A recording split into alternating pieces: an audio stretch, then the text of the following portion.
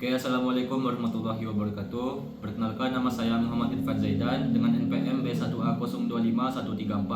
Di sini saya akan menjelaskan mengenai aspek sosiologis dalam konflik sosial di Indonesia dengan tujuan sebagai tugas untuk pengganti nilai UAS dalam mata kuliah sosiologi hukum.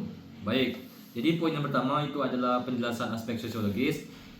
Jadi, aspek sosiologis itu adalah sudut pandang yang digunakan untuk memahami suatu peristiwa dalam masyarakat melalui hubungan antar manusia, struktur sosial, nilai, norma, serta dinamika perubahan sosial. Dalam konteks konflik sosial, aspek sosiologis melihat bahwa konflik muncul bukan hanya karena tindakan individu, tetapi akibat yang pertama, ada interaksi sosial. Yang kedua, ada perbedaan kepentingan antar kelompok. Yang ketiga, ada ketimpangan sosial dan ekonomi.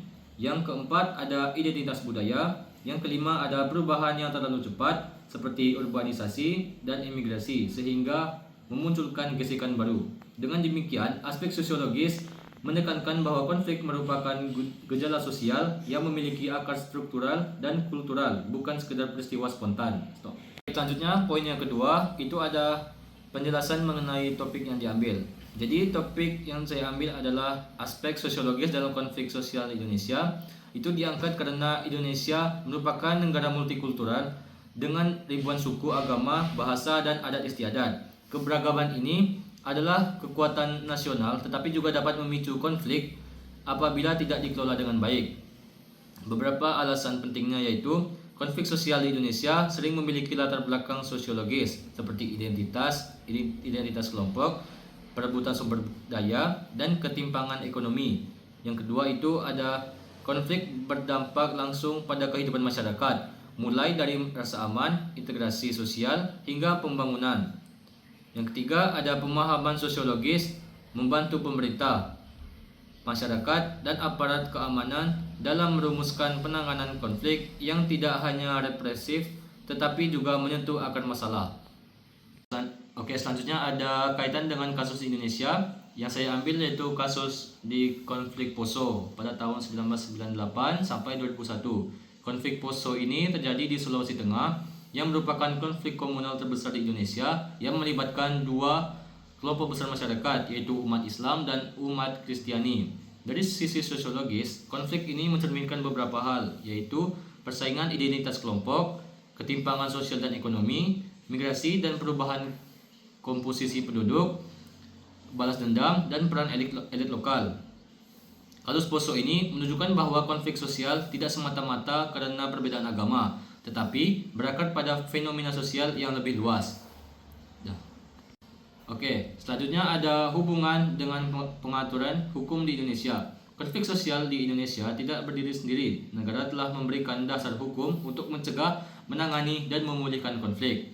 Contohnya seperti UU nomor 7 tahun 2012 tentang penanganan konflik sosial. UU ini merupakan landasan utama dalam manajemen konflik di Indonesia yang meliputi pertama ada pencegahan konflik yang berisi tentang deteksi dini, pemetaan daerah rawan konflik, pemberdayaan masyarakat, dan harmonisasi hubungan antar kelompok. Yang kedua ada penghentian konflik yang berisi pengarahan aparat keamanan, perlindungan masyarakat, dan pembatasan gerak pelaku kekerasan. Yang ketiga ada pemulihan pasca konflik yang berisi rekonsiliasi, rehabilitasi sosial dan ekonomi, pembangunan kembali fasilitas umum.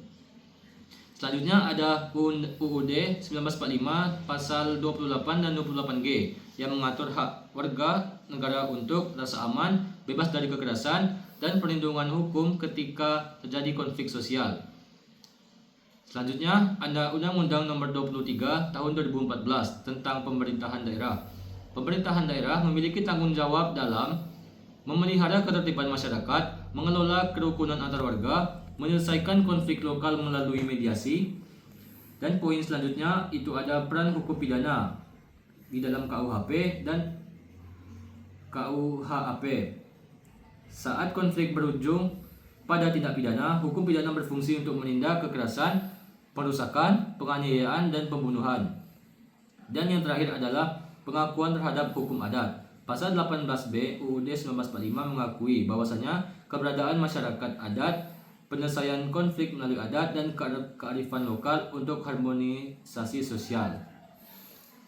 Dan mungkin hanya itu dapat saya sampaikan pada tugas saya pada kali ini. Mohon maaf apabila ada salah kata. Wabillahi taufiq wal hidayah. Wassalamualaikum warahmatullahi wabarakatuh.